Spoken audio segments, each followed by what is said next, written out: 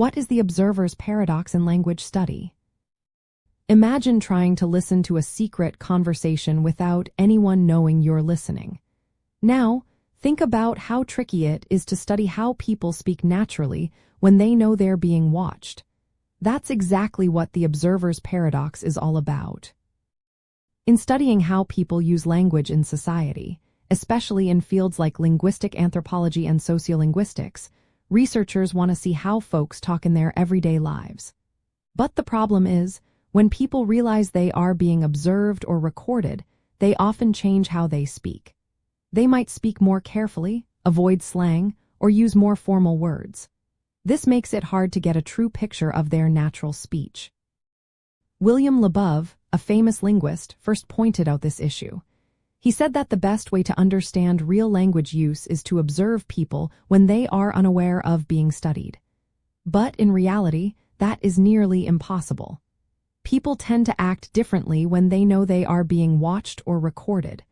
So, researchers have to find ways to get around this. One common method is to spend a lot of time in a community so people get used to the researcher's presence. Over time, folks stop noticing the researcher and go back to their usual way of talking. Sometimes, researchers record conversations in natural settings like cafes or homes, where people forget they are being recorded.